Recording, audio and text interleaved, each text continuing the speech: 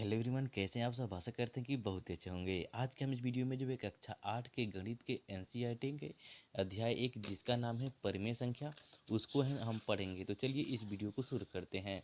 देख रहे हैं कि यहाँ पे अध्याय 1 है जिसका नाम है परिमेय संख्या है। इसको इंग्लिश में रेशनल नंबर्स बोलते हैं लोग।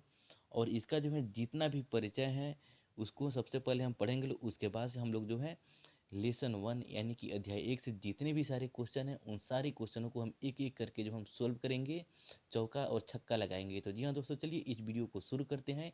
आपको हम इस वीडियो के माध्यम से आपको हम आशा देते हैं कि इसका परिचय पढ़ने के बाद आप लोग जो है ऑटोमेटिक जो है खुद से जो है आप जो है इसका क्वेश्चन जो सोल्व कर सकते हैं। तो चलिए इस वीडियो को शुरू करते हैं।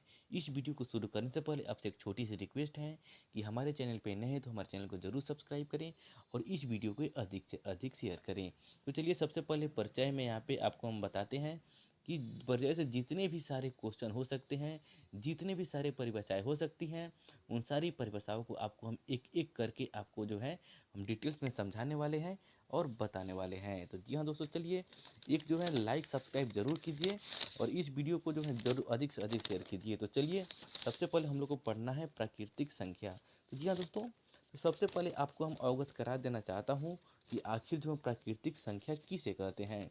या दोस्तों, आपको पता होगा जब आदि मानव जब जन्म लिए थे तो वे लोग जो है जो गिनते गिनते थे वह जो है एक से गिनते थे। कितने से गिनते थे?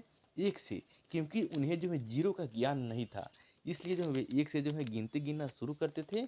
और आपको बता दें एक से लेकर 9 तक गिनने के बाद से जो है उसके बाद से वे लोग जो है 11 गिनते थे। और जो है क्योंकि जो है 11 इसलिए गिनते थे, 10 को नहीं गिनते थे क्योंकि जो जीरो का आविष्कार नहीं हुआ था। तो चलिए सबसे पहले हम लोग जान लेते हैं लोग कि आखिर जो है जीरो का आविष्कार किसने किया था। देखिए, जीरो यानी कि जिसको हिंदी में बोलते हैं लोग शून्य का आविष्कार किसने किया था? किसने किया था?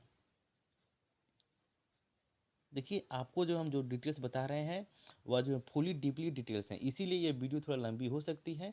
तो आप लोग घबराइएगा नहीं। देखिए, जीरो का आविष्कार जो है आर्यभट्ट किया था। किसने किया था? आर्यभट्ट ने किया था। यह कहाँ के थे? यह जो है भारत के निवासी थे। हम लोग के भारत देश के निवासी थे। यह हम ही लोग के देश के थे आर्यभट्ट। तो देखिए, जीरो का आविष्कार कहिए, जीरो का पितामह कहिए, शून्य का पितामह कहिए, ये सभी जो किसने खोज किया था? यह आर्यभट्ट ने। तो देखिए यह जो है शून्य है। आपको बताया था कि देखिए जब पहले आदि मानव थे, जब जन्म लिए थे आदि मानव, तो सबसे पहले 1 2 3 4 5 6 7 8 9, देखिए 9 तक गिनते थे। और देखिए यहाँ पे 10 नहीं गिनते थे क्योंकि जो जीरो का आविष्कार नहीं किए थे। उसके बाद से 11, उसके बाद से डायरेक्ट करते करते करते ऐसा ही जो है 19 से गिनते थे। देखिए 20 फिर छोड़ देते थे, फिर जो है 21 से गिनना शुरू कर देते थे। ऐसा ही यानी कि जिस अंक के बाद जो यहाँ पे जो जीरो लगते थे, जैसे कि 10 हो गया, 20 हो गया, 30 हो गया, वे नहीं गिनते थे क्योंकि उन्हें जीरो का ज्ञान नहीं था। जब जीरो का जब खोज हुआ तो इसको जो है गणितज्ञों ने यह सोचा कि आखिर जीरो कहाँ रखा जाए। तो जीरो जो उन्होंने कहा कि जीरो जो है एक से भी छोटी संख्या है जीरो। तो उन्होंने जो है एक से पहले जो है छोटी संख्या रखा। और 9 के बाद से जो उन्होंने जो है यहाँ पे देख रहे हैं कि 9 के बाद से क्या होता है? 10 होता है। तो एक पर शून्य कितना होता है? 10 होता है। और 19 के बाद से कितना? तो यहाँ पे फर्स्ट वाला 1 हो गया और इसके पहले वाला 0 हो गया, 10 हो गया। 19 के बाद से फिर 20 हो गया। तो यह जो है सारे सूटेबल जो है वर्ड जो है मिल गए। तो जी हाँ दोस्तों, यह जो है थोड़ा जीके के कॉन्सेप्ट से जो है यह आप लोग को हम बताया। हमको जो है पूरा डीपली नॉलेज जो है देना जो है अच्छा लगता है। तो चलिए आप यहाँ पे देख रहे होंगे कि यहाँ पे देख रहे हैं कि किस चीज़ का साइन है? ये इन्फिनिटी का साइन है। यहाँ पे किस चीज़ का साइन है? ये जो बढ़िया 8 लिखा हुआ है किस चीज़ का साइन है? इन्फिनिटी का। यानी इसको हिंदी में क्या बोलते हैं लोग? अनंत बोलते हैं लोग। तो चलिए सबसे पहले हम लोग जान लेते हैं लोग कि आखिर जो प्राकृतिक संख्या क्या होता है। देखिए, जब आदि मानव जो गिनती गिनना शुरू किया था, यानी कि वो गिनती गिनना कहाँ शुरू किया था? एक से शुरू किया था गिनती गिनना। इसीलिए उसको हम लोग क्या बोलते हैं लोग? प्राकृतिक नंबर। यानी कि उसको इंग्लिश में बोले तो नेचुरल नंबर इसको बोला जाता है। तो हम लोग कहाँ है लोग? प्राकृतिक में है लोग। आदि मानव गिनती कहाँ से गिनना शुरू किया? एक से। तो इसीलिए यह प्राकृतिक संख्या जो है हम लोग एक से गिनते हैं लोग और यह जो है अनंत तक जाती है। तो चलिए इसका जो है डिफिनेशन हम लोग पढ़ लेते हैं लोग। वैसी संख्या जो एक से शुरू होकर अनंत तक जाए उसे प्राकृतिक संख्या कहते हैं, या प्रकृत संख्या या प्राकृतिक संख्या कहते हैं। देखिए यहाँ पे क्या है? गिनती के संख्या को प्राकृतिक संख्या कहते हैं जैसे कि 1 2 3 4 5 6 7 8 9 10, देखिए यानी कि अनंत तक जा सकते हैं। अगर कोई पूछे कि प्राकृत संख्या यानी कि गिनती जो है कितनी होती है, तो आप लोग बताइएगा लोग कि गिनती जो है अनंत होती है, वह 1 से शुरू होकर अनंत तक जाती है। अगर कोई गिनती अगर बोलते हैं लोग तो हम लोग कहाँ से गिनते हैं लोग, 1 से गिनना शुरू करते हैं लोग। तो इसीलिए जो प्राकृतिक संख्या कहाँ से शुरू होती है, 1 से लेकर अनंत तक। तो आप देख रहे हैं कि इसे जो है एन से सूचित करते हैं। आखिर हम लोग एन से ही इसे क्यों सूचित करते हैं, तो इसका भी प्रूफ है, क्योंकि जो है प्राकृतिक संख्या को इंग्लिश में क्या बोलते हैं लोग, नेचुरल नंबर। तो इसका फर्स्ट लेटर से एन से है, तो इसीलिए इसको जो हम लोग जो है एन से सूचित करते हैं लोग। तो चलिए इसको थोड़ा आगे हम बढ़ लेते हैं लोग। देखिए इसके बाद से आता है क्या, पूर्ण संख्या। क्या आता है, पूर्ण संख्या। देखिए जब जो है जीरो का जो आविष्कार जब नहीं हुआ था, जब जीरो की खोज नहीं हुआ था, तब जो है संख्याएं जो है पूर्ण नहीं हो पाती थी। क्योंकि जो आप खुद यहाँ पे देख सकते हैं संख्याएं क्यों नहीं पूर्ण होती थी, क्योंकि जो है वहाँ पे 1 से लेकर के 9 तक आदि मानव गिनते गिनते थे, और 9 के बाद तो 10 तो गायब था। तो वह पूर्ण, पूर्ण का अर्थ क्या होता है, पूरा होता है।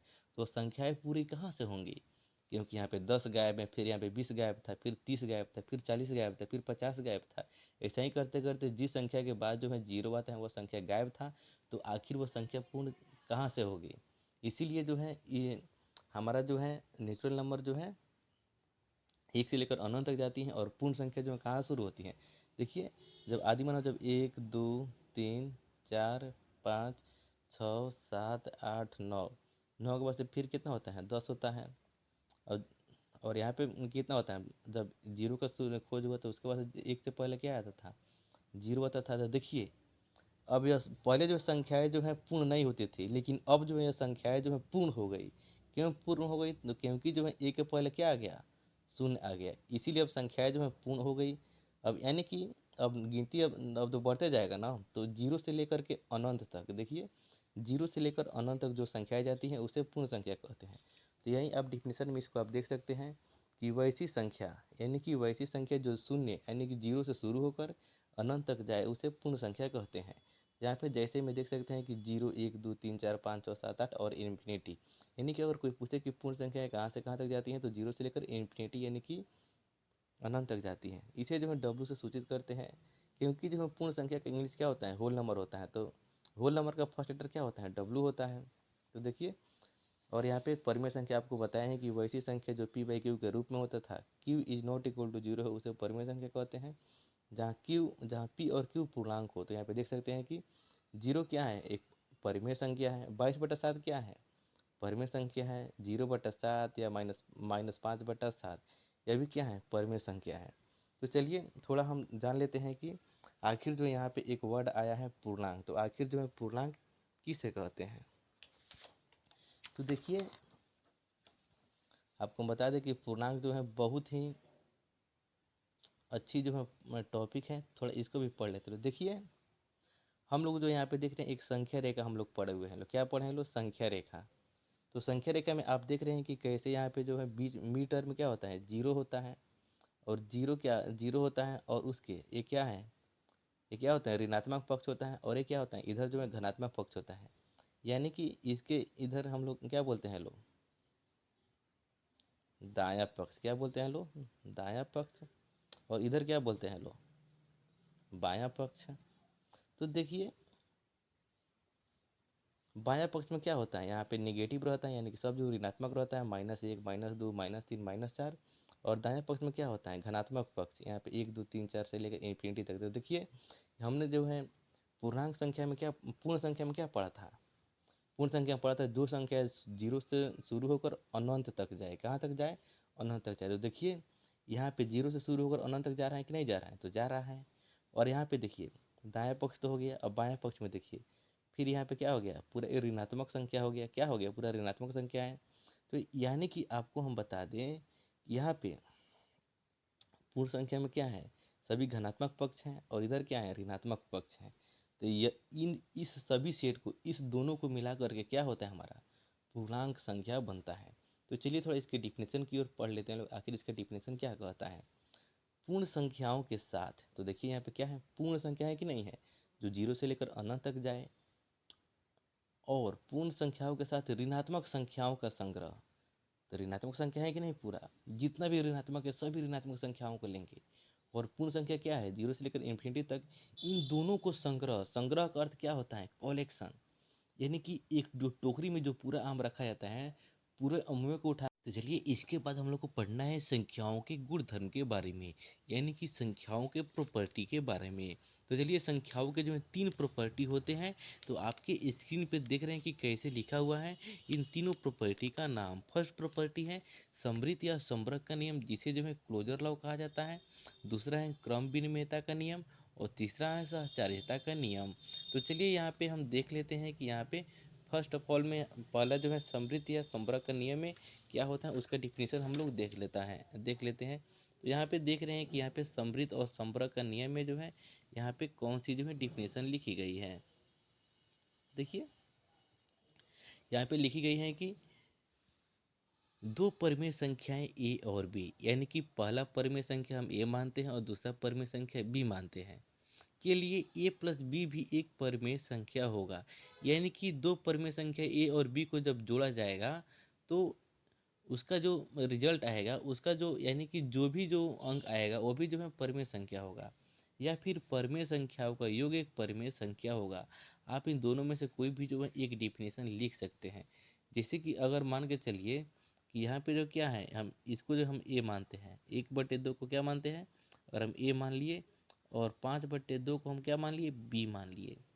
यानी कि अगर ए और बी को यहाँ पे देख रहे हैं क्या कर रहे हैं, जोड़ रहे हैं, तो ए और बी को हम जब जोड़ेंगे तो क्या आएगा, 3/1 आएगा, यानी 3 आएगा। तो यह भी क्या होगा, 3 भी क्या है, परिमेय संख्या है, क्योंकि p/q के रूप में है, या 3p हो गया, 1q हो गया। तो 3/1 भी क्या है, यह एक परिमेय संख्या है। तो चलिए चलते हैं इसके नेक्स्ट टाइप की ओर। तो चलिए इसका नेक्स्ट टाइप है व्यवकलन। तो देखिए इसका व्यवकलन का अर्थ क्या होता है, घटाव, इंग्लिश में बोले तो सब्सट्रैक्शन। तो यानी इसका मतलब यह हुआ कि दो परिमेय संख्या को जब घटाया जाएगा तो क्या हमें प्राप्त होगा, परिमेय संख्या ही प्राप्त होगा। तो जैसे कि यहाँ पे देख रहे हैं कि इसका डिफिनेशन लिखा हुआ है कि दो परिमेय संख्याओं ए और बी के लिए ए माइनस बी भी एक परिमेय संख्या होगा। यानी कि जब हम दो परिमेय संख्या को घटाएंगे तो हमें परिमेय संख्या ही प्राप्त होगी। तो जैसे कि मान के चलिए हम अगर 1/2 को अगर हम ए मान लेते हैं लोग, क्या मान लेते हैं लोग, ए मान लेते हैं लोग, और 5/10 को हम लोग बी मान लेते हैं लोग। जब ए माइनस बी करेंगे लोग, तो ए माइनस बी जब करेंगे लोग तो क्या होगा, एक परिमेय संख्या ही प्राप्त होगा। जीरो क्या है, यहाँ पे देख रहे हैं कि 5 में से 5 गया तो क्या होगा, 0/10 हो जाएगा। यहाँ पे जब कैलकुलेशन कीजिएगा लो तो क्या हो जाएगा, यहाँ पे लास्ट में क्या है, जीरो। तो जीरो क्या है, जीरो के नीचे क्या छुपा हुआ है, एक छुपा हुआ है। तो यानी कि क्या हुआ, पी हमारा कितना आ गया, 0 आ गया, क्यू कितना आ गया, 1 आ गया। तो यानी कि यह जीरो भी क्या है, p/q के रूप में है, तो इसलिए यह जो है परिमेय संख्या होगा। तो चलिए चलते हैं गुणन की ओर। यानी कि देखिए समृद्ध में जो हम लोग को जो है 4 पढ़ना है, क्योंकि जो है मौलिक क्रियाएं कितनी होती हैं, 4 क्रियाएं होती हैं। गणित में मौलिक क्रियाएं क्या होती हैं, जोड़ होती हैं, घटाव होती है, गुणा होती है, भाग होती है, इसीलिए मौलिक क्रियाएं जो है 4 होती हैं। यहाँ पे योग हो गया, व्यवकलन हो गया यानी घटाव हो गया।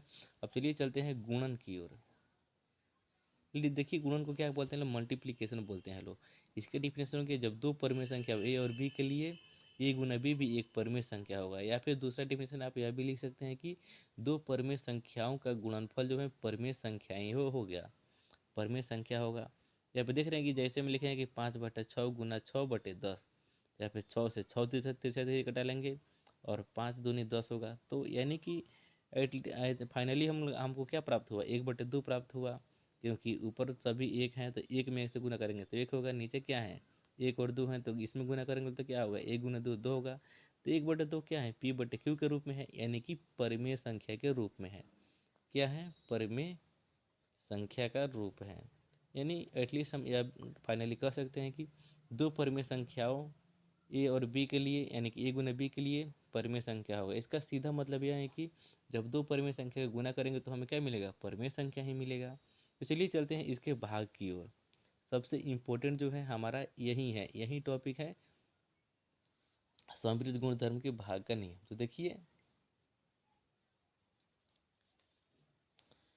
इसका डिफिनेशन यह भी है कि दो परिमेय संख्याओं ए और बी के लिए, दो परिमेय संख्याओं ए और बी के लिए ए भागे बी परिमेय संख्या हो भी सकता है और नहीं भी हो सकता है। तो देखिए यहाँ पे दो कंडीशन अप्लाई होता है। देखिए, जब दो परिमेय संख्या को जब भाग करेंगे तो वह परिमेय संख्या हो भी सकता है और नहीं भी हो सकता है। तो देखिए, यहाँ पे 3/2 को जब 0 से भाग देते हैं, जब 3/2 को जब 0 से भाग देते हैं तो क्या हो जाएगा, यह एक अपरिमेय संख्या होगा। यह अपरिमेय संख्या कैसे होगा, तो चलिए इसको थोड़ा हम करके रफ दिखाते हैं। तो देखिए, अगर हम 3/0 लिखते हैं लोग, क्या लिखते हैं लोग, 3/0, यह क्या हो गया, P/Q के रूप में होगा कि नहीं होगा, नहीं होगा। P/Q के रूप में नहीं होगा, क्योंकि यहाँ पे देख रहे हैं कि Q 0 का रूप है।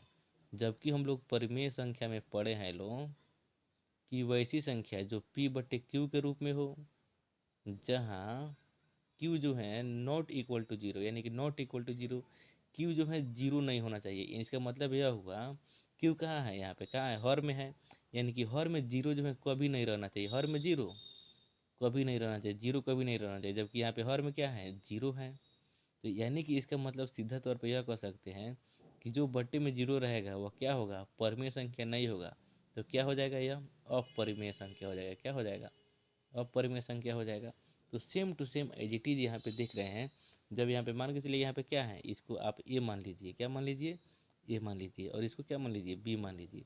जब A/B कीजिएगा तो यहाँ पे क्या हो जाएगा, बी क्या हो जाएगा, हर हो जाएगा, और ए क्या हो जाएगा, अंश हो जाएगा। तो अंश बटे हर में जब यहाँ पे हर में जब 0 है, इसका मतलब क्या होगा, यह अपरिमेय संख्या होगा।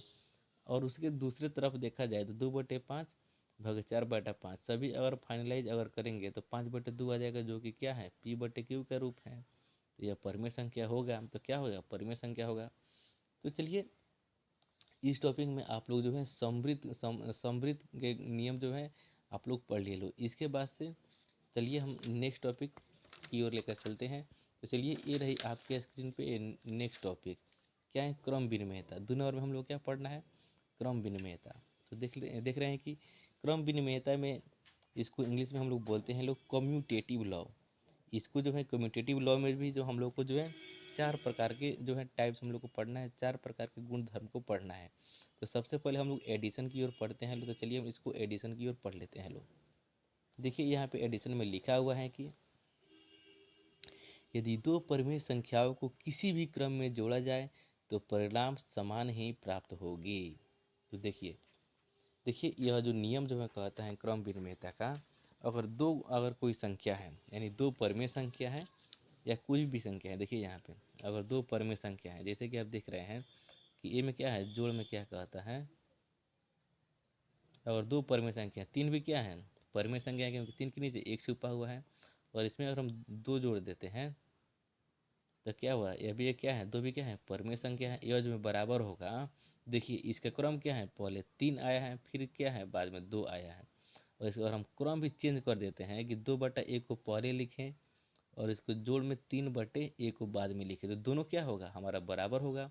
अगर विश्वास नहीं है तो आप देख लीजिए, 3 और 2 कितना होता है, 5 होता है, और 2 और 3 कितना होता है, 5 होता है। तो यही देखिए, यह जो छोटा सा जो है कॉन्सेप्ट है, 5 = 5 आ गया कि नहीं आ गया। तो यही हमारा नियम कहता है, क्रम विनिमयता का जोड़ का नियम कहता है कि यदि दो परिमेय संख्याओं को किसी भी क्रम में जोड़ा जाए तो परिणाम एक ही समान प्राप्त होगी। जैसे कि 5 जोड़ 6 किए, यह बराबर होगा 6 जोड़ 5, 6 जोड़ 5 के बराबर होगा। यानी कि देखिए, पहले यहाँ पे 5 लिखे हैं, बाद में 6 लिखे हैं, और दूसरे बगल यानी कि RHS की तरफ पहले 6 जोड़े हैं, फिर 5 जोड़े हैं। यानी कि इसके क्रम को भी अगर पलट देंगे तभी हमारा आंसर क्या है, कितना आएगा, 6 5 11 बराबर 6 5 11। तो 11 बराबर 11 हमारा क्या आ गया, आंसर आ गया। सेम टू सेम अगर आप फ्रैक्शन भी करते हैं, इसका 1/2 जोड़ 2/3, अगर फ्रैक्शन में भी क्या है, ये पहले वाले के स्थान पे दूसरे, पहले वाले स्थान के दूसरे वाला, दूसरे वाले के स्थान पे पहले वाला, अगर इसको यहाँ पे कर देंगे और इसको यहाँ पे करके भी जोड़ेंगे तो हमारा आंसर कितना आएगा, 7/6 बराबर 7/6। हमारा आंसर क्या आ रहा है, यहाँ पे सेम आ रहा है। यही जो है जोड़ का नियम कहते हैं। तो चलिए हम चलते हैं व्यवकलन यानी कि घटाव के नियम की ओर। जैसे कि देख रहे हैं यहाँ पे, यह क्रम विनिमयता के गुण धर्म का पालन नहीं करता है, यानी कि क्रम विनिमयता का व्यवकलन, यानी कि देख रहे हैं यहाँ पे हम लोग क्या पढ़ रहे हैं अभी, क्रम विनिमयता। तो क्रम विनिमयता के व्यवकलन यानी घटाव के नियम का पालन नहीं करता है। आप देख रहे हैं कि यहाँ पे 5 में 3 अगर माइनस करेंगे तो देख रहे हैं कि, तो चलिए थोड़ा इसका भी थोड़ा कॉन्सेप्ट समझ लेते हैं। अगर देखिए बी में क्या कहता है घटाव के नियम में, अगर 5 - 3 कर देते हैं लो, 5 - 3 करेंगे लो, इसका हम अब क्रम बदल देंगे लो, अब इसके स्थान पर ए वाला और इसके स्थान पर ए वाला कर देंगे लो, तब 3 - 5 करेंगे लो, तो क्या हो जाएगा 5 में से 3 गया कितना हो जाएगा 2 होगा। और यहाँ पे 3 में से, अब देखिए यहाँ पे छोटे में से बड़ा वाला घटा रहे हैं तो क्या हो जाएगा माइनस हो जाएगा, और यहाँ पे 2, ये कभी बराबर होगा जी, 2 बराबर -2 कभी नहीं बराबर होगा, तो क्या हो जाएगा A is not equal to B. तो यहाँ पे देख रहे हैं कि सेम टू सेम ऐसा ही जो क्या होगा 5 - 3 घटाएंगे तो 2 आएगा, और 3 में से 5 घटाएंगे तो क्या हो जाएगा -2 होगा, जो कि कभी बराबर नहीं होगा। सेम टू सेम यहाँ पे एक और जो है यहाँ पे देख सकते हैं, 1/2 घटाओ 1/4 कभी बराबर नहीं होगा 1/4 के घटाओ 1/2 के, क्योंकि इसका स्थान जब घटाव में चेंज करेंगे तो कभी जो है बराबर नहीं होगा। तो चलिए चलते हैं इसके जो है मल्टीप्लिकेशन की ओर।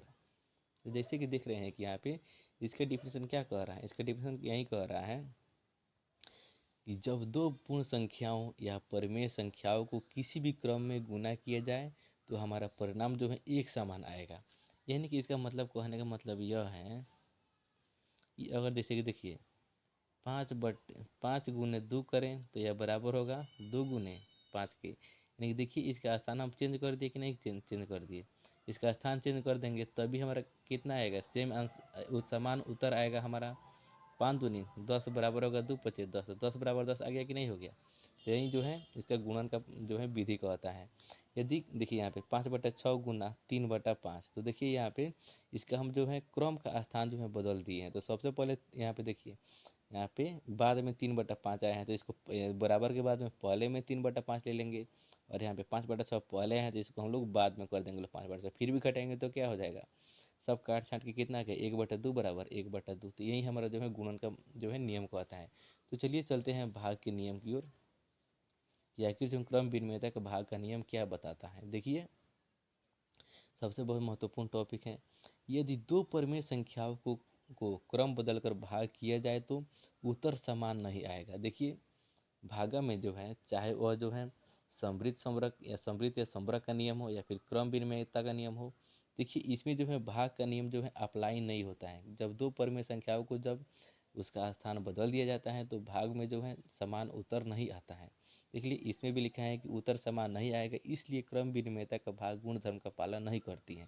तो जैसे कि देख रहे हैं यहाँ पे देख रहे हैं कि 50/5 बराबर नहीं होगा 5/50 के, क्योंकि इसलिए नहीं होगा कि यहाँ पे ये इधर कितना आ जाएगा 10 आ जाएगा, और इधर कितना आ जाएगा 1/10 आ जाएगा, इधर इसको हम भाग देंगे तो देखिए 10 कभी बराबर नहीं होगा कितना 1/10 के, इसीलिए यह जो है क्रम विनिमयता के जो भाग का नियम जो है पालन नहीं करता है। तो चलिए दूसरा में तो क्रम विनिमयता हम जान लिए, चलिए हम इसका तीसरा गुणधर्म भी हम जान लेते हैं। तो तीसरा गुणधर्म यह है कि साहचर्यता के नियम। क्या है साहचर्यता का नियम। देखिए यहाँ पे साहचर्यता का नियम, इसको हम इंग्लिश में बोलते हैं लोग एसोसिएटिव लॉ। तो देखिए साहचर्यता में 3 परिमेय संख्याओं का प्रयोग करते हैं। देखिए पहले हम लोग कितने टर्म का प्रयोग करते थे लोग, देखिए पहले हम लोग जो है मात्र जो है 2 टर्म का प्रयोग करते थे लोग। हम लोग यही बोलते थे लोग कि 2 परिमेय संख्याएं ए और बी, फिर ए और बी, हम लोग मात्र जो है 2 ही टर्म का यूज करते थे लोग, चाहे वो समृद्ध का नियम हो या फिर क्रम विनिमयता को हो। चलिए हम तीसरा में हम जो साहचर्यता पढ़ेंगे हम लोग 3 टर्म का यूज करेंगे। कितना टर्म का ए बी और सी का। देखिए साहचर्यता में हम लोग जो है 3 टर्म यूज करते हैं लोग ए बी और सी। तो चलिए इसको भी थोड़ा हम देख लेते हैं लोग। दे रही आपके मोबाइल के स्क्रीन पे, तो यहाँ पे देख रहे हैं इसमें भी जो है कितना देखिए हम लोग पहले भी बता चुके हैं कि गणित में आप लोग को 4 फंडामेंटल यूनिट के बारे में पढ़ना है। फंडामेंटल यहाँ पे साइन के, जैसे कि फंडामेंटल साइन क्या होता है जोड़ घटाव गुणा और भाग। देखिए जोड़ भी बता दिए, देखिए घटाव को व्यवकलन भी बोलते हैं लोग इसको। यहाँ पे तो यही देख रहे हैं कि यहाँ पे साहचर्यता में 3 परिमेय संख्याओं का प्रयोग करते हैं। तो ए बी और सी यही जो है प्रयोग होगा। तो चलिए इसको थोड़ा हम योग में समझ लेते हैं लोग। इसका योग कौन सी जो है नियम बताती है। देखिए a+b+c, योग में तो जोड़ ही ना होगा, तो a+b+c। देखिए b और c क्या है लास्ट में है, इसको थोड़ा हम ब्रैकेट कर लेते हैं लोग, बराबर में बराबर होगा ए प्लस बी प्लस सी। यानी इसका कहने का मतलब यह हुआ, थोड़ा इसको हम आपको समझाते हैं। इसका कहने का मतलब यह हुआ, देखिए ए प्लस, देखिए जोड़ में हम समझा रहे हैं, किस में हम समझा रहे हैं। तो चलिए एक बार से फिर से जो हम व्यवकलन का जो है हम देख लेते हैं कि साहचर्यता में या साहचर्यता में हम लोग व्यवकलन का नियम जो है कैसे जो है पालन नहीं करता है। तो यहाँ पे देख रहे हैं कि यहाँ पे जैसे कि मान के चलिए कि यहाँ पे हम लोग यहाँ पे लिख दिए लो ए माइनस, यहाँ पे व्यवकलन का अर्थ क्या होता है, घटाव होता है। जो कि यहाँ पे हम लोग 2 नंबर में यहाँ पे देख रहे हैं व्यवकलन यानी घटाव। यहाँ पे देख रहे हैं कि यहाँ पे दोनों बगल में लिख लिए, एक क्या हो गया, अपने बाएं साइड में LHS होता है और दूसरे साइड में क्या होता है RHS, यानी कि लेफ्ट हैंड साइड और इधर जो है राइट हैंड साइड। तो यहाँ पे व्यवकलन का अर्थ होता है क्या होता है, घटाव होता है। और इसमें कितने टर्म के यूज होते हैं, 3 टर्म का, A B और C। ये क्या होता है, तीनों क्या है, परिमेय संख्या होती हैं। क्या होती हैं, परिमेय संख्या। यानी कि इसका कहने का मतलब है कि A माइनस बी माइनस सी इधर भी लिखे लो, और A माइनस बी माइनस सी अगर दूसरे साइड भी लिखते हैं लोग, तो यहाँ पे इसके अगर लास्ट वाले 2 टर्म को अगर हम लोग ब्रैकेट में लगा देते हैं लोग, और इधर जो है फर्स्ट वाले टर्म को ब्रैकेट में लगा देते हैं लोग, तो यह जो है कभी बराबर नहीं होगा। जैसे कि अगर मान के चलिए आप खुद से जो है ए बी सी जो है कोई भी संख्या मान लीजिए, अगर हम मान लेते हैं ए बराबर 10, बी बराबर 8 और सी बराबर 5, तो हमारा क्या होगा, अगर दोनों बगल में अगर ए बी सी के जगह पर अगर आप वैल्यू पुट करते हैं तो ये हमारा बराबर नहीं होगा। ए के जगह पर कितना है 10, माइनस बी के स्थान पर कितना है 8, तो 8 रखेंगे लो, और माइनस सी के स्थान पर कितना है 5 है, तो 5 रखेंगे लो। तो चलिए दूसरे बगल में क्या है ए, तो ए के 10, बी का मान कितना है 8 है, और सी का मान कितना है 5 है। तो आपको सबसे पहले मालूम होना चाहिए कि बोडमास के नियम में सबसे पहले हम लोग क्या करते हैं, ब्रैकेट का काम करते हैं लोग। तो सबसे पहले हम लोग ब्रैकेट का काम कर रहे, तो 8 में से 5 ये कितना हो गया, 3 हो गया, बराबर का बराबर लिखेंगे लोग। और यहाँ पे 10 में से 8 कितना हो गया, 2 हो गया, -5। तो जैसे कि आप देख रहे हैं कि यहाँ पे 10 में से 3 कटेंगे तो 7 होगा, और यहाँ पे 2 में से 5 ये कितना हो जाएगा, -3 हो जाएगा। तो यह कभी बराबर नहीं हुआ, 7 और -3 बराबर कभी नहीं हो सकता है, इसीलिए क्या कर दिए यहाँ पे नॉट इक्वल होगा। तो यही जो है साहचर्यता या साहचर्यता का नियम क्या कहता है कि ए माइनस ब्रैकेट में बी माइनस सी कभी बराबर नहीं होगा, यानी कि नॉट इक्वल टू ब्रैकेट में ए माइनस बी माइनस सी। यहाँ पे देख रहे हैं गुणन का, यहाँ पे गुणन का नियम जो है यह पालन करता है, इसलिए ए गुना बी गुना सी बराबर होगा ए गुना बी गुना सी। चाहे वो ब्रैकेट जो है कहीं भी आप लगा लीजिए, चाहे वो लास्ट लास्ट वाले टर्म पे दो दो डिजिट में ब्रैकेट लगा लीजिए, और इधर जो है फर्स्ट वाले 2 टर्म में डिजिट लगा लीजिए, लेकिन फिर भी हमारा क्या होगा, उत्तर हमारा समान आएगा। तो चलिए इसको भी थोड़ा करके देख लेते हैं लोग। जैसे कि देख रहे हैं कि यहाँ पे गुणन में नंबर में क्या है, गुणन। जैसे कि देख रहे हैं कि ए गुना बी गुने सी इधर भी बराबर होगा ए गुने बी गुने सी। अगर हम लास्ट वाले 2 टर्म में अगर जो हम ब्रैकेट लगाते हैं लोग, इधर जो फर्स्ट वाले 2 टर्म में ब्रैकेट लगाते हैं लोग, अगर ए का मान आप जो है 10 रख लीजिए, बी का मान यहाँ पे 7 रख लीजिए, और सी का मान यहाँ पे 5 रख लीजिए, फिर भी हमारा क्या आएगा, उत्तर समान आएगा, दोनों बगल में क्या आएगा, बराबर आएगा। तो यहाँ पे भी वैल्यू पुट कर लेंगे, यहाँ पे भी वैल्यू पुट कर देख लेते हैं लोग, ए गुने बी गुने सी, तो 7 गुने 5 इधर कर लेते हैं लोग, और दूसरे बगल में वैल्यू पुट कर लेते हैं। ए का मान कितना है 10 है, तो 10 लिखेंगे लो, फिर बी का मान 7 है तो 7 लिखेंगे लो, ब्रैकेट क्लोज यानी बंद। फिर गुना सी है तो सी का मान कितना है 5 है। चलिए सबसे पहले ब्रैकेट का ही काम कर ले, तो 7 5 कितना होता है 35 होता है, और गुना यहाँ पे 10 है, और इधर का 10 7 70 होता है, और गुना कितना है 5 है। तो 35 यहाँ कितना होता है 350 होता है, और 7 5 इधर कितना होता है 35 यानी कि 300। देख रहे हैं कि नहीं, यहाँ पे हमारा वैल्यू कितना आ गया, समान आ गया, क्योंकि 350 बराबर 350 होता है। इसीलिए यह जो है गुणन का जो है यानी कि साहचर्यता या साहचर्यता का गुणन का जो है यह गुणधर्म का जो है पालन करता है, क्योंकि जो है दोनों बगल में जो है उत्तर हमारा समान आएगा। तो चलिए चलते हैं यहाँ पे भाग की तरफ यानी डिवीजन की तरफ। तो देखिए यह डिवीजन का जो नियम जो है पालन नहीं करता है, क्योंकि ए भागे बी भागे सी और ए भागे बी भागे सी, अगर हम ब्रैकेट अगर हम और कहीं दूसरे जगह लगा देंगे, इधर जो है अगर लास्ट वाले 2 टर्म लगा देते हैं लोग, इधर जो है फर्स्ट वाले 2 टर्म में ब्रैकेट लगा देते हैं लोग, तो यह जो है कभी बराबर नहीं होगा। तो चलिए इसका भी हम थोड़ा प्रूफ देख लेते हैं लोग कि आखिर क्यों बराबर नहीं होगा। तो जैसे कि आप यहाँ पे देख रहे हैं कि साहचर्यता या साहचर्यता का भाग का नियम में कि कैसे जो है बराबर नहीं होगा। देखिए यहाँ पे भी लिख दिए ए भागे बी भागे सी, और इधर भी क्या होगा ए भागे बी भागे सी लिख दिए लोग। तो यहाँ पे अगर लास्ट वाले 2 टर्म में अगर हम यहाँ पे भागे का जो है ब्रैकेट लगाते हैं लास्ट वाले दो टर्म में, और इधर वाला जो है अब अगर आप सॉरी यहाँ पे भी लास्ट में हो गया, इसको थोड़ा हम फर्स्ट कर लेंगे लोग। इधर अगर फर्स्ट वाले टर्म में अगर 2 टर्म में डिजिट लगाते हैं तो यह जो है हमारा कभी जो है यह जो है नियम बराबर जो है नहीं होगा। आप खुद से जो इसको प्रैक्टिकल कर सकते हैं, या बराबर नहीं होगा। इसीलिए जो है सहचारिता या सहचारिता का नियम में जो है या जो भाग का नियम जो है, भाग का गुणधर्म का नियम जो है पालन नहीं करता है। तो चलिए चलते हैं नेक्स्ट प्रॉपर्टी की ओर। हमारी किताब में नेक्स्ट प्रॉपर्टी दिया हुआ है कि डिस्ट्रीब्यूटिव लॉ। तो सबसे पहले आप लोगों को इसका हिंदी जानना होगा कि डिस्ट्रीब्यूटिव लॉ का हिंदी क्या होता है। डिस्ट्रीब्यूटिव लॉ का हिंदी होता है कि वितरण का नियम। तो देखिए इसमें भी हम लोग जो है 3 परिमेय संख्या या पूर्ण संख्या लेते हैं लोग, ए बी और सी। तो देखिए डिस्ट्रीब्यूटिव लॉ में हमें यह कहता है कि ए गुने और ब्रैकेट में अगर बी प्लस सी करते हैं लोग, सबसे पहले हम लोग को क्या करना होता है, ए में गुना करना होता है बी से, और यहाँ पे जोड़ है तो फिर जोड़ लिखते हैं लोग, और फिर ए में सी से गुना करना होता है तो ए गुना सी लिखेंगे लोग। देखिए सबसे पहले यहाँ पे ए, यहाँ पे गुना, फिर बी, ए में जो है बी से गुना करेंगे लोग तो ए गुना बी लिख दिए लोग, यहाँ पे जोड़ है तो जोड़ लिखेंगे लोग, फिर ए में सी से गुना करेंगे तो ए गुना सी लिख देंगे लोग। यही क्या होता है हमारा डिस्ट्रीब्यूटिव लॉ। अगर बाई चांस अगर जो है आपके क्वेश्चन में यहाँ पर माइनस है तो फिर भी हम ए गुना बी कर देंगे तो ए गुना बी कर दिए लो, बीच में गुना है माइनस है तो माइनस कर देंगे लो, फिर ए में सी से गुना करेंगे तो ए गुना सी लिख देंगे। तो यही हमारा क्या होता है डिस्ट्रीब्यूटिव लॉ यानी वितरण का नियम, यही कहलाता है। तो चलिए चलते हैं, आपकी किताब में जो है शून्य की भूमिका दी हुई है। शून्य की बहुत ही बड़ी भूमिका होती है। आपको हम फर्स्ट बार बताए हैं कि आखिर शून्य की भूमिका क्या होती है, शून्य की खोज किसने की थी, आखिर जब शून्य की खोज नहीं हुई थी आखिर तब आदि मानव जो है कैसे जो है यहाँ पे गिनते थे। तो चलिए थोड़ा जीरो की भूमिका हम पढ़ लेते हैं लोग, समझ लेते हैं लोग। देखिए शून्य की भूमिका, इसको इंग्लिश में बोलते हैं लोग रोल ऑफ जीरो। या दोस्तों तो यहाँ पे देख रहे हैं कि इसका शून्य की भूमिका में यदि शून्य को पूर्ण संख्या, पूर्णांक संख्या या परिमेय संख्या, यानी आप किसी भी संख्या में जोड़ लीजिए। देखिए आपको हम पूर्ण संख्या भी बताएं कि पूर्ण संख्या किसे कहते हैं। देखिए जो संख्याएं जीरो से शुरू होकर अनंत तक जाए उसे पूर्ण संख्या कहते हैं।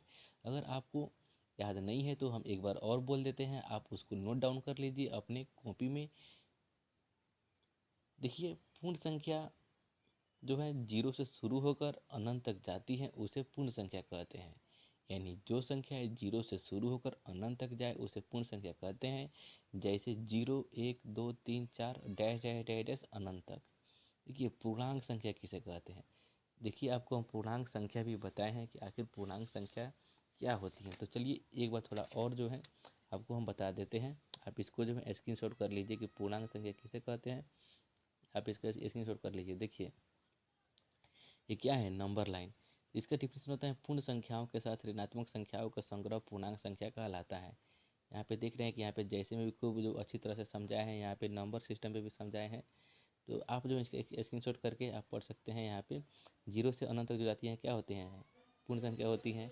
और जो इधर जीरो से पहले क्या होती है, सभी ऋणात्मक सेट होती हैं जो कि अनंत तक जाती हैं, इधर भी अनंत तक जाती हैं। यह क्या हुआ, पूर्ण संख्या हुआ, यह क्या हुआ, ऋणात्मक संख्या हुआ।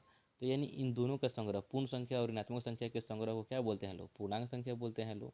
तो यहाँ पर भी समझाए हैं जीरो से लेकर अनंत तक, इधर जो है ऋणात्मक संख्या, इन दोनों को सेट को क्या बोलते हैं लोग, पूर्णांक बोलते हैं लोग, यानी इंटीजर बोलते हैं लोग। आप इसको खुद जो है इसके पहले भी जो है इस वीडियो को आप नहीं देखे तो आप जो है वीडियो को शुरू करके देख लीजिए, आपको समझ में चला आएगा। तो देखिए यहाँ पे शून्य जो है यदि किसी भी संख्या में जोड़िए, चाहे वो ऋणात्मक संख्या हो, चाहे धनात्मक संख्या हो, चाहे वो कोई भी संख्या हो, परिमेय संख्या हो या कोई भी संख्या हो, तो आप जो है आप वहीं जो है संख्या पाइएगा। तो चलिए थोड़ा इसको जो हम समझ लेते हैं कि कैसे जो है आप वहीं संख्या पाइएगा। देखिए जीरो की भूमिका क्या है, जीरो जीरो की भूमिका यानी कि रोल ऑफ जीरो। तो चलिए देखिए इसका कहने का मतलब है कि अगर आप संख्या को पूर्ण संख्या में भी जोड़ते हैं, जीरो को अगर आप पूर्ण संख्या में जोड़ते हैं तो पूर्ण संख्या क्या होती है, जीरो। जीरो में अगर जीरो जोड़ेंगे तो क्या, देखिए पूर्ण संख्या क्या होती है, जीरो भी होती है, एक भी होती है, दो भी होती है, तीन भी होती है, चार भी होती है, 10 भी होती है। तो अगर आप इसमें अगर आप जीरो जोड़ेंगे तो सेम टू सेम वही संख्या आपको मिलेगा। अगर आप इसमें क्या है, ये क्या है, सभी क्या है, पूर्ण संख्या है, क्या है, सभी क्या है, पूर्ण संख्या है। और इस आप पूर्ण संख्या में अगर आप जीरो जोड़ेंगे तो आप फिर क्या पाएंगे, पूर्ण संख्या ही पाएंगे। यानी कि एक में जीरो जोड़ेंगे तो एक ही पाएंगे, अगर दो में अगर जीरो जोड़ देंगे तो दो ही पाएंगे, अगर तीन में अगर जीरो जोड़ देंगे तो तीन ही पाएंगे, अगर चार में जीरो जोड़ देंगे तो चार ही पाएंगे, अगर 10 में जो है जीरो जीरो को जो है ऐड कर देते हैं तो क्या पाएंगे, 10 ही पाएंगे। सेम टू सेम इसका कहने का मतलब यह भी है, पूर्ण संख्या हो या फिर परिमेय संख्या हो, क्या हो, परिमेय संख्या। यानी कि अगर परिमेय संख्या में भी जैसे मान के लिए 5/4 क्या है, परिमेय संख्या है, क्योंकि p/q के रूप में है, p a बाटा और a q। p/q में भी अगर हम जीरो को जोड़ेंगे तो क्या आएगा, 5/4 ही आएगा। इसका कहने का मतलब यह है। देखिए अगर पूर्णांक संख्या में अगर जोड़ते हैं तो देखिए पूर्णांक क्या होता है, धनात्मक होता है, ऋणात्मक होता है। जैसे मान चलिए अगर 5/4 में अगर हम जीरो जोड़ देते हैं तो कितना आएगा, पाँच बट्टा माइनस माइनस में 5/4 ही आएगा। अगर -6/4 में अगर हम जीरो जोड़ देते हैं तो कितना आएगा, -6/4 ही आएगा। यानी इसका कहने का मतलब यह है कि अगर आप किसी भी संख्या में अगर जीरो को जोड़ते हैं तो उतना ही संख्या प्राप्त होगा। तो आप खुद भी यहाँ पढ़ सकते हैं, यदि शून्य को पूर्ण संख्या, पूर्णांक संख्या या परिमेय संख्या में जोड़ा जाए तो योगफल फिर से वहीं प्राप्त होती है। जैसे यहाँ पे जब जीरो पूर्ण संख्या में जोड़ी जाए तो यहाँ पे देखिए, यहाँ पे 5 में अगर हम जीरो जोड़ेंगे तो क्या हो जाएगा, हमको पूर्ण संख्या ही मिलेगी 5। जब शून्य को पूर्णांक संख्या में जोड़ा जाए, देखिए पूर्णांक में क्या आता है, माइनस भी आता है, पॉजिटिव भी आता है। तो यहाँ पे अगर -5 में अगर हम जीरो जोड़ेंगे तो क्या आएगा, -5 ही आएगा। जब शून्य को परिमेय संख्या में जोड़ा जाए तो परिमेय संख्या ही प्राप्त होगा। देखिए जैसे कि 5/4 क्या है, परिमेय संख्या है, क्योंकि p/q के रूप में है। इसलिए अगर हम जीरो भी जोड़ेंगे तो क्या आएगा, सेम टू सेम वही संख्या आएगा, -5/4। इसलिए सबसे बड़ी बात यह है कि इसलिए यहाँ पे देख रहे हैं कि नोट सबसे पहले करने सबसे बड़ी ज़रूरी बात यह है कि इस प्रकार सभी संख्याओं के लिए शून्य एक योज्य तत्समक होता है। क्या होता है, आप लोग जो है अपने दिमाग में डाल लीजिए, इस प्रकार सभी संख्याओं के लिए शून्य जो है योज्य तत्समक होता है। क्या होता है, योज्य तत्समक इसको कहा जाता है।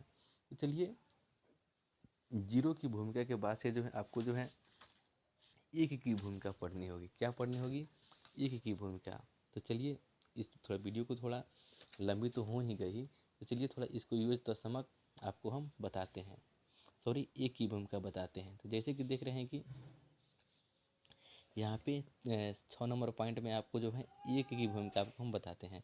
देखिए इसका डिफिनेशन यह है कि जब किसी संख्या में एक से गुणा किया जाए तो गुणनफल फिर से वही प्राप्त होती है। यानी कि जैसे कि देख रहे हैं इस प्रकार हम एक से, इसलिए इस प्रकार एक क्या है, गुणात्मक तत्समक होता है। क्या होता है, गुणात्मक तत्समक होता है। अगर 8 में एक से हम गुना करेंगे तो 8 ही प्राप्त होगा, 9 में एक से गुना करेंगे तो 9 ही प्राप्त होगा। सेम टू सेम अगर जैसे कि मान के चलिए कि -10 में अगर हम एक से गुना करेंगे तो क्या प्राप्त होगा, -10 ही प्राप्त होगा। और -17 में अगर हम एक से गुना करेंगे तो क्या होगा, -17 ही प्राप्त होगा। यानी इससे कहने का मतलब यही हुआ कि अगर हम दुनिया के किसी भी संख्या में अगर हम एक से गुना करें तो फिर से क्या प्राप्त होता है, वही प्राप्त होता है। तो चलिए हम जान लेते हैं कि योज्य प्रतिलोम क्या होता है। क्या होता है, योज्य प्रतिलोम।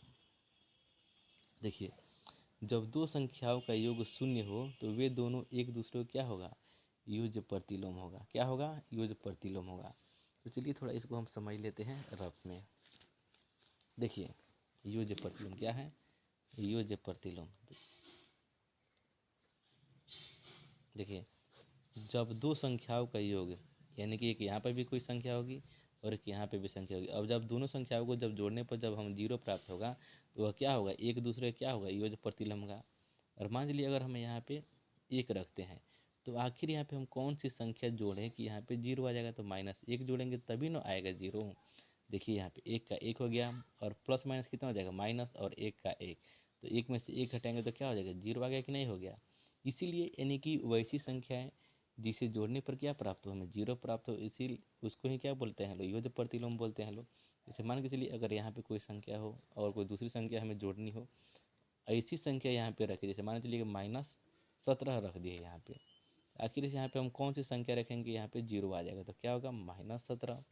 और मान के चलिए यहाँ पे अगर हम 1/2 रख दिए, आखिर इसमें हम कौन सी संख्या जोड़ें, यहाँ पे क्या प्राप्त हो, जीरो प्राप्त हो, तो -1/2 यहाँ पे हो जाएगा। क्या हो जाएगा, -1/2। यानी कि देखिए अगर एक प्लस में रखते हैं लोग तो एक माइनस में रखते हैं लोग, अगर एक माइनस में रखते हैं लोग तो एक, सॉरी यहाँ पे -17 है तो यहाँ पे जो है यहाँ पे +17 रखना होगा। देखिए यानी कि एक माइनस होगा तो एक प्लस होगा, एक माइनस होगा तो एक प्लस होगा, और एक प्लस होगा तो एक माइनस होगा। इसी को क्या बोलते हैं लोग, योज्य प्रतिलोम बोलते हैं लोग। तो चलिए चलते हैं, लास्ट पॉइंट हमारा यही है, लास्ट टॉपिक कि व्युत्क्रम अथवा गुणात्मक प्रतिलोम। देखिए इसका डिफिनीशन यह होता है कि जब दो संख्याओं का गुणनफल एक हो तो वे संख्याएं एक दूसरे को व्युत्क्रम अथवा गुणात्मक प्रतिलोम होगा। तो देखिए, जब दो संख्या को जब गुणा करेंगे तो हमें एक प्राप्त होना चाहिए, वहीं क्या होता है, व्युत्क्रम अथवा गुणात्मक प्रतिलोम होगा। देखिए, जैसे मान के चलिए हम 5 में किस चीज़ से यहाँ पे गुना करें कि हमें क्या प्राप्त हो, एक प्राप्त हो, तो क्या करेंगे, इसको पलट देंगे, यानी कि अंश बटे हर कर देंगे। देखिए यहाँ पे 5 के नीचे क्या छुपा है, एक छुपा हुआ है, तो इसको क्या बोलते हैं लोग, अंश बोलते हैं लोग, इसको क्या बोलते हैं लोग, हर बोलते हैं लोग। तो इसको देखिए 5 5 तो यहाँ पे हो गया, अब इसको पलट देंगे लोग तो क्या हो जाएगा, 1/5। तो देखिए इसके भी नीचे क्या हुआ, छुपा हुआ, एक छुपा हुआ है, तो 5 एकम 5 और 5 एकम 5, एक में से एक गुना करेंगे तो क्या हो जाएगा, एक हो जाएगा, बटे में एक है तो एक हो जाएगा, यानी कि इसका उत्तर क्या होगा, एक हो गया। यानी कि इसका मतलब कहने का यह हुआ, व्युत्क्रम अथवा गुणात्मक प्रतिलोम वह होता है जैसे कि यहाँ पे 5 है तो 5 का उल्टा क्या हो जाएगा, 1/5 हो जाएगा, तो इसका उत्तर क्या हो जाएगा, एक हो जाएगा। यहाँ पे मान चलिए कि -17 है, आखिर इसमें से किसी से गुना कर रहे हैं कि यहाँ पे क्या हो जाएगा, एक हो जाएगा, तो क्या हो जाएगा, यहाँ पे 1/-17 हो जाएगा, तो माइनस से माइनस कैंसिल और 17 से 17 कैंसिल, तो 1 × 1 1 और 1 × 1 1 हो जाएगा, तो 1/1 बराबर 1 हो जाएगा आंसर। देखिए यही हुआ आपका जो है लास्ट टॉपिक। तो ये दोस्तों, अगर आपको यह वीडियो अच्छी लगी हुई तो इस वीडियो को आप लोग अधिक से अधिक सब्सक्राइब करें। तब तक के लिए धन्यवाद, मिलते हैं नेक्स्ट वीडियो में।